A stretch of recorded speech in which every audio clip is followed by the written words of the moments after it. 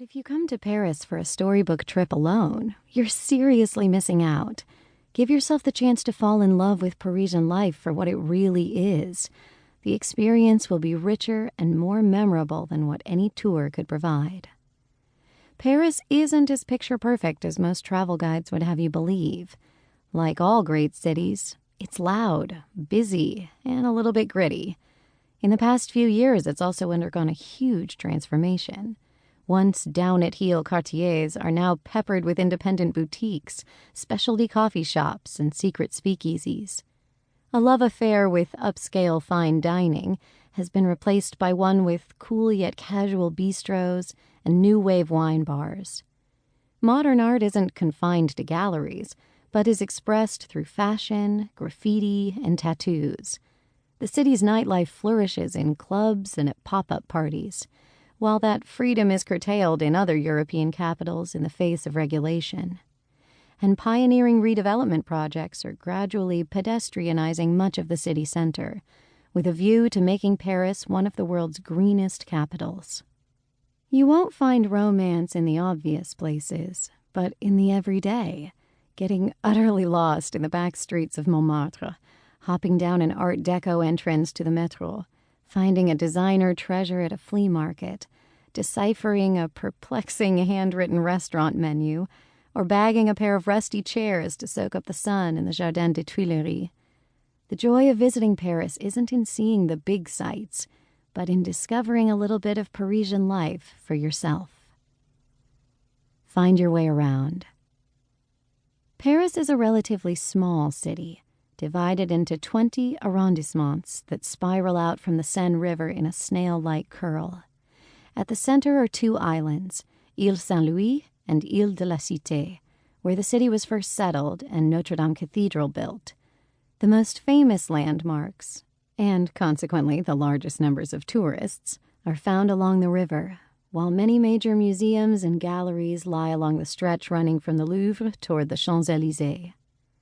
North of the river, known as the right bank, is the city's heart and commercial center. Yet each neighborhood retains a distinct character, from historic spots like the Marais' boutique-filled lanes and the galleried passages that intersect the city's classical boulevards, to areas like Sentier that are being transformed by hip hotels and cocktail bars. You'll find the best views over the right bank's myriad quartiers from the Basilica of the Sacré-Cœur, which is the crowning glory of hilltop Montmartre. Beneath it, Pigalle and Soapy are shaking off their once seedy reputations and becoming some of the best spots for nightlife and dining.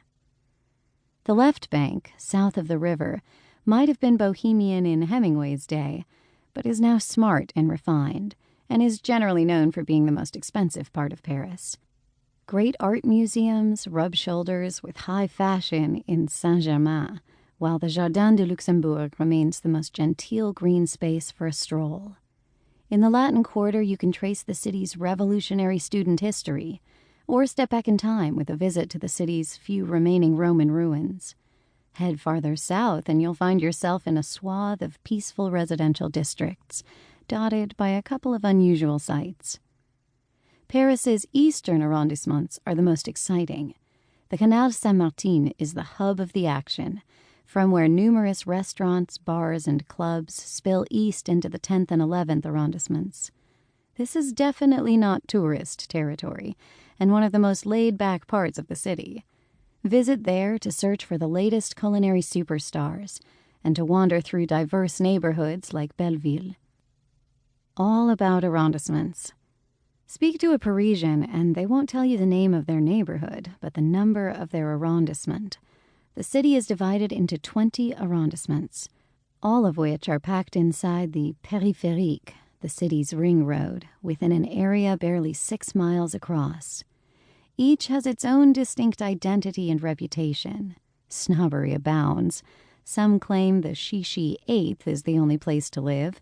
Others declare it boring and staid. The laid-back vibe of 11th makes it the most exciting district for many. Its critics find it grimy. Paying a premium to have a different number at the end of an address is commonplace, as is fiercely defending the merits of your chosen quartier. Stay for a while and you'll quickly form...